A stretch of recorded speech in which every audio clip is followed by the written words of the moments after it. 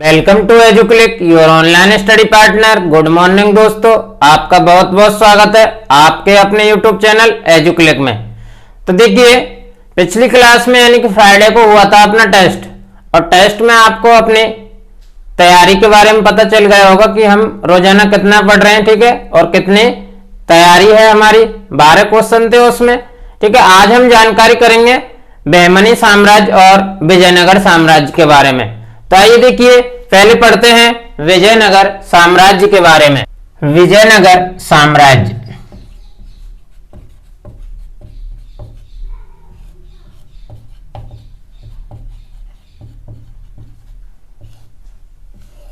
देखिए, विजयनगर साम्राज्य की स्थापना संगम के 5 पुत्र थे। संगम एक शासक था, संगम के 5 पुत्र, उनमें से 2 प्रमुख थे, हरिहर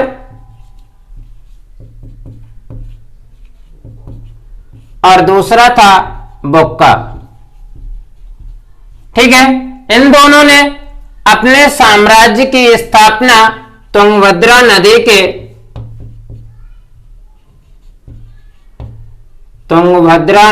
के उत्तरी तट पर विजयनगर की नींव डाली। विजयनगर की नींव डाली। ये जो हरिहर और बुक्का थे, ये वारंगल के काकतियों के सामंत थे, और बाद में दोनों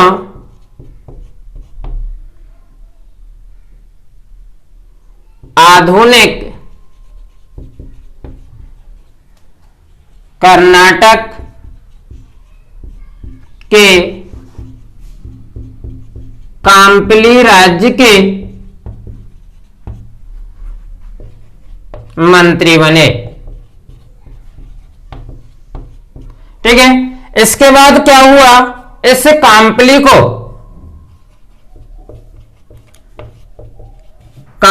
को मोहम्मद तुगलक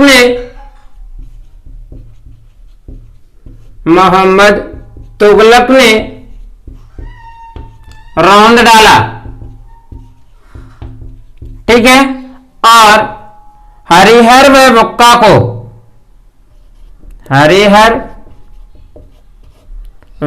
बुक्का को किसने? मोहम्मद तुगलक ने, ठीक है।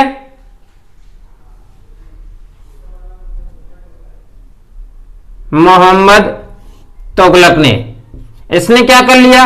बंदी बनाया। लेकिन बाद में छोड़ दिया, लेकिन बाद में मुक्त कर दिया। और मुक्त करने के बाद में हरिहर व बुक्का ने विशाल विजयनगर साम्राज्य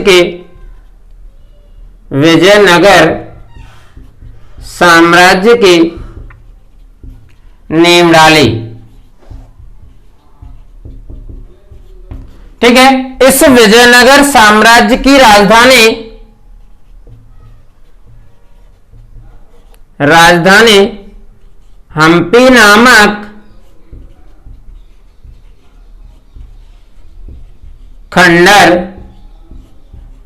को बनाया गया, और इस हम्पी नामक खंडर को यूनेस्को की विश्व धरोहर में शामिल किया गया। विश्व धरोहर में शामिल किया गया, ठीक है।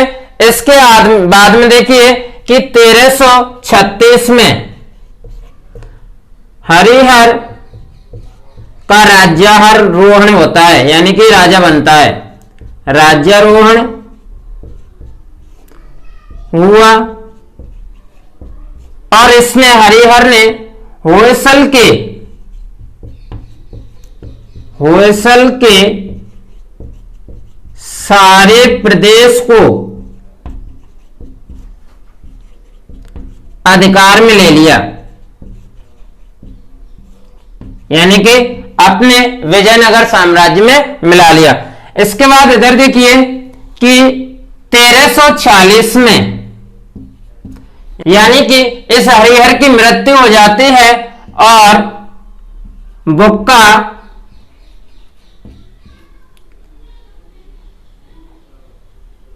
विजयनगर का अधिकारी बनता है। ठीक है, इसके बाद हरिहर द्वितीय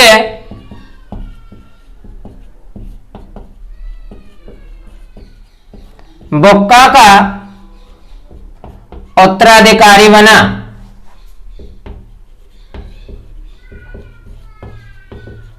और ये हरिहर जो द्वितीय था ये शिव के विरूपाक्ष रूप का उपासक था। इसके बाद में शासक बनता है बुक्का का पुत्र देवराय द्वितीय। ठीक है, और यह देवराय द्वितीय गजबेटकर की उपाधि धारण करता है। गजबेटकर की उपाधि धारण करता है। गजबेटकर का अर्थ यहां होता है हाथियों को मारने वाला। ठीक है, इसके बाद क्या होता है कि यह देवराय द्वितीय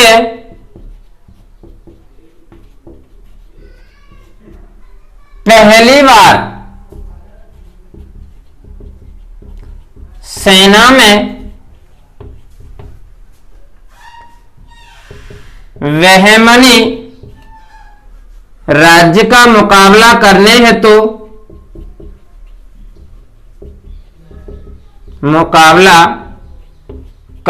हेतु मुस्लिमों की भर्ती करता है। मुस्लिमों की भर्ती करता है। ठीक है, और इस वंश के जो अंतिम राजा होते हैं इस राज्य के, वो होते हैं मल्लिकार्जुन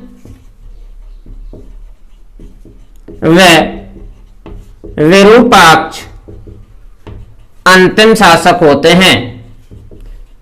ठीक है, तो यह हुआ अपना विजयनगर साम्राज्य। एक बार पुनः देखिए विजयनगर साम्राज्य के बारे में कि संगम के 5 पुत्र थे, उनमें हरिहर और बुक्का 2 प्रसिद्ध थे। इन दोनों भाइयों ने तुंगभद्रा नदी के उत्तरी तट पर इस विजयनगर साम्राज्य की स्थापना की थी। ये हरिहर और बुक्का दोनों भाई वारंगल के काकतीयों के सामंत थे। ठीक है, बाद में ये दोनों आधुनिक कर्नाटक के कांपली राज्य के मंत्री बने। जब ये कांपली राज्य के मंत्री थे उसी समय ये मोहम्मद तुगलक और इस कांपली पर आक्रमण कर देता है और उसे रौंद देता है और दोनों भाइयों को बंदी बना लेता है। लेकिन बाद में क्या करता है, मोहम्मद तुगलक इन दोनों भाइयों को मुक्त कर देता है और ये दोनों भाई विजयनगर साम्राज्य की नींव डालते हैं। ठीक है, स्वतंत्र शासक बन जाते हैं। इस विजयनगर साम्राज्य की जो राजधानी है उसकी पहचान हम्पी नामक खंडर से की गई है और इस हम्पी नामक खंडर को यूनेस्को की विश्व धरोहर में शामिल किया गया है। 1336 में हरिहर का राज्यारोहण होता है, यानी कि वह स्वतंत्र शासक बन जाता है और यह होयसल के सारे प्रदेश को अपने अधिकार में ले लेता है, यानी कि इसे भी विजयनगर साम्राज्य में मिला लेता है। इसके बाद में 1346 में जब हरिहर की मृत्यु हो जाती है तो बुक्का इस विजयनगर साम्राज्य का अधिकारी बनता है, शासक बनता है और इसके बाद में हरिहर द्वितीय इस बुक्का का उत्तराधिकारी बना। ठीक है, यह हरिहर द्वितीय जो था यह शिव के विरूपाक्ष रूप का उपासक था। इसके बाद बुक्का का पुत्र देवराज द्वितीय शासक बनता है और यह गजवेटकर की उपाधि धारण करता है।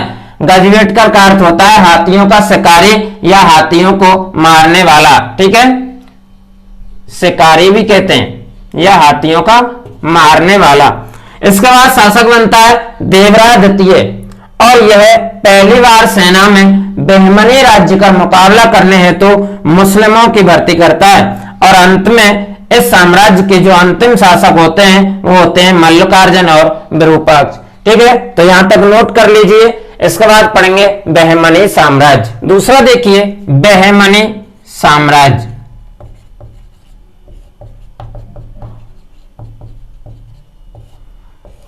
दक्षिण में बहमनी राज्य या राजवंश का आरंभ मोहम्मद तुगलक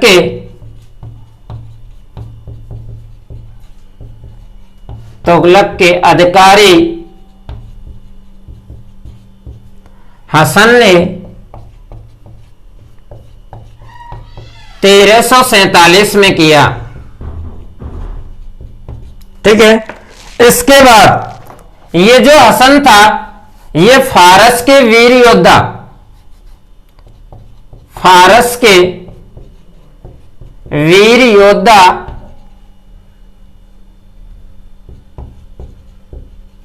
बहमन का वंशज था।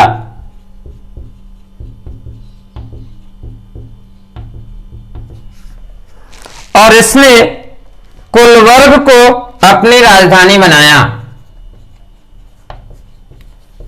कुलवर्ग को अपनी राजधानी बनाया।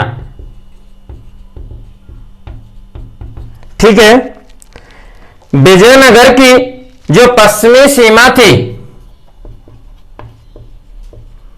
विजयनगर की पश्चिमी सीमा बहमनी साम्राज्य राज्य से लगती थी, इसलिए इन दोनों में संघर्ष होता रहता था।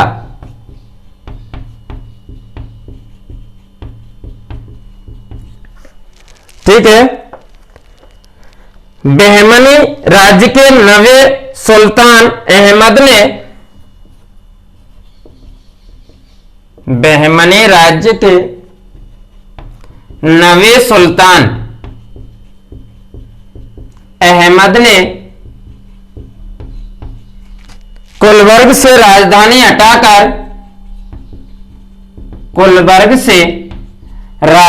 हटाकर बीदर को बनाया।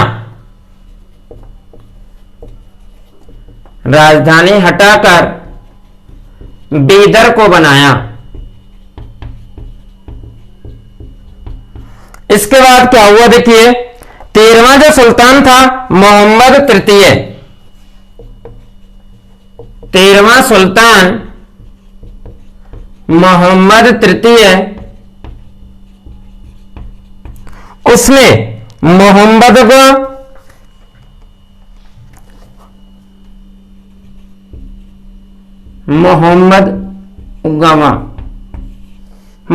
गवा को फांसी दे दी। जो कौन था? ये मोहम्मद गवा सेवक था। इसकी मृत्यु के बाद, ठीक है, मोहम्मद गवा की मृत्यु के बाद इस बहमनी साम्राज्य का पतन हो गया।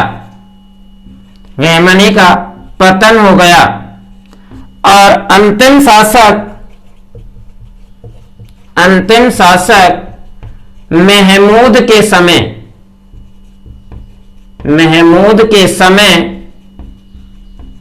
बहमनी साम्राज्य 5 स्वतंत्र राज्यों में बट गया। ठीक है, तो आपके सिलेबस में इतने दे रखा बहमनी साम्राज्य के बारे में। एक बार पुनः देखिए कि दक्षिण में बहमनी राजवंश का उदय हुआ था। इस बहमनी साम्राज्य का आरंभ मोहम्मद तुगलक के एक अधिकारी हसन ने 1347 में किया था। यह हसन जो था यह फारस के वीर योद्धा बहमन का वंशज था और इसने अपनी राजधानी कोलबर्ग को बनाया था। विजयनगर की पश्चिमी सीमा बहमनी राज्य की सीमा से लगते थे, इसलिए विजयनगर और बहमनी साम्राज्य दोनों में संघर्ष होता रहता था।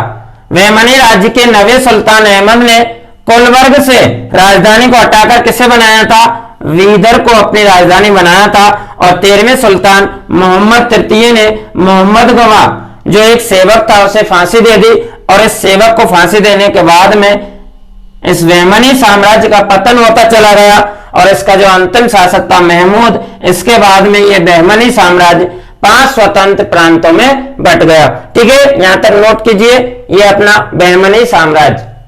देखिए अपना अगला टॉपिक है सिख धर्म का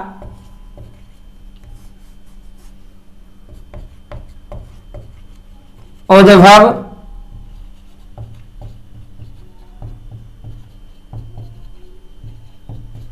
प्रादुर्भाव या उद्भव एवं विकास। भारत में सिख धर्म का विकास क्यों हुआ, उसके क्या कारण थे? देखिए 13वीं शताब्दी के प्रारंभ से ही पंजाब में मुसलमानों का आक्रमण बढ़ने लगा, यानी कि मुस्लिम साम्राज्य स्थापित होने लगा और इस मुस्लिम साम्राज्य ने क्या किया? मुसलमानों को उच्च स्थान दिया, जबकि जो हिंदू थे उन्हें द्वितीय स्थान पर रखा। इन्होंने देवालयों के स्थान पर मस्जिदों की स्थापना करना शुरू कर दिया, ठीक है, और हिंदुओं के साथ भेदभाव करने लगे थे। इसी समय में, इस वातावरण में 15 अप्रैल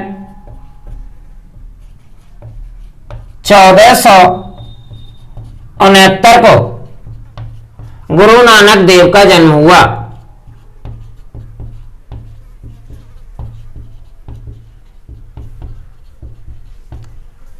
गुरु नानक देव का विवाह सुलखनी से हुआ था।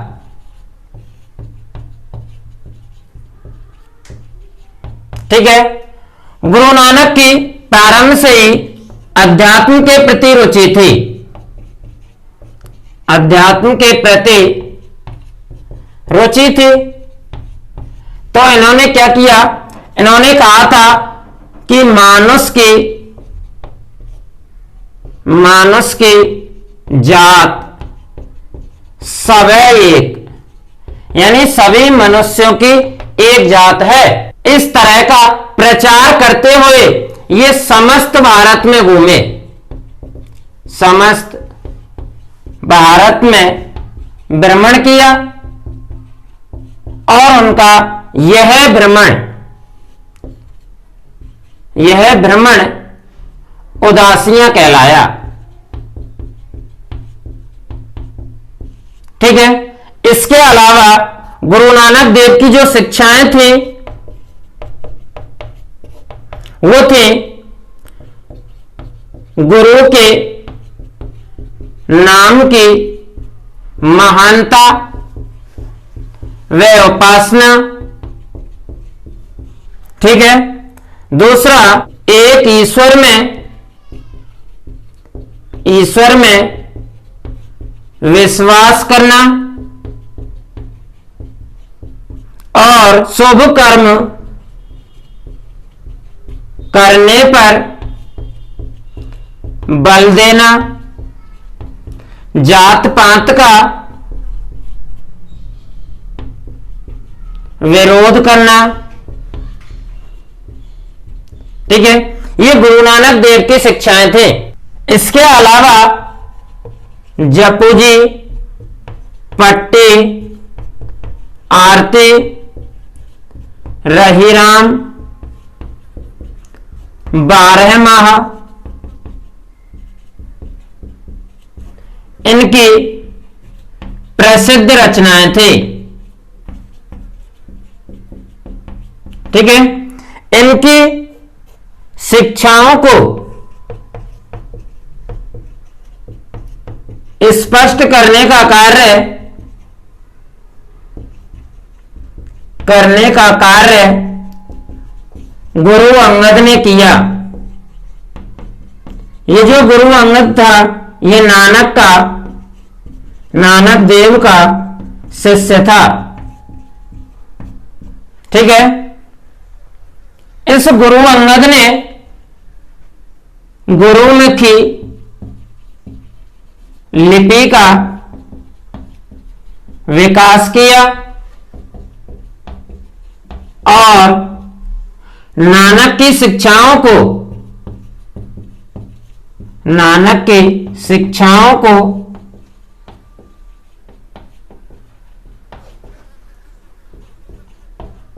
गुरुमुखी में लिपिबद्ध किया। इसके बाद में 1552 में गुरु अंगद की व्यास नदी के किनारे मृत्यु हो जाती है और नया गुरु अमरदास को बनाया जाता है। ठीक है, इस अमरदास ने मंजी प्रथा तथा लंगर प्रथा को प्रचलित किया और सती प्रथा का विरोध किया। ठीक है, इसके अलावा वैसाखी को त्योहार के रूप में मनाया जाने लगा। इस गुरु अमरदास के दर्शन करने गोविंदवाल स्थान पर स्वयं अकबर आया था। इसलिए गोविंदवाल स्थान प्रसिद्ध धार्मिक स्थल बन गया। तो ये पढ़ा हमने गुरु नानक देव के बारे में। एक बार दोबारा देखिए कि 15 अप्रैल 1469 को गुरु नानक देव का जन्म हुआ था और इनका विवाह सुलखनी के साथ में हुआ था। इनकी अध्यात्म के प्रति रुचि थी, तो इन्होंने कहा कि मानस की जात सब एक, अर्थात सभी मनुष्यों की एक जात है। इसलिए इन्होंने इसका प्रचार करते हुए समस्त भारत में भ्रमण किया और उनके इस प्रचार और भ्रमण को उदासियां कहा गया। ठीक है, इनकी जो शिक्षाएं थी कि गुरु के नाम की महानता और उसकी उपासना, एक ईश्वर में विश्वास करना, शुभ कार्य करने पर बल देना और जात पात का विरोध करना तथा सती प्रथा का भी विरोध करना। इनकी शिक्षाएं जप्पू जी पट्टी, आरती, रहीराम, बारेमा आदि इनकी प्रसिद्ध रचनाओं में है। शिक्षाओं को स्पष्ट करने का कार्य इनके शिष्य गुरु अंगद ने किया था। ये गुरु अंगद नानक देव के शिष्य थे। ठीक है, गुरु अंगद ने गुरुमुखी लिपि का विकास किया और नानक की शिक्षाओं को गुरुमुखी में लिपिबद्ध भी किया था। ठीक है, 1552 में गुरु अंगद की व्यास नदी के किनारे मृत्यु हो जाती है और नया गुरु अमरदास को बनाया जाता है। इस गुरु अमरदास द्वारा मंजी प्रथा तथा लंगर प्रथा का आयोजन किया जाता है और सती प्रथा का विरोध किया जाता है।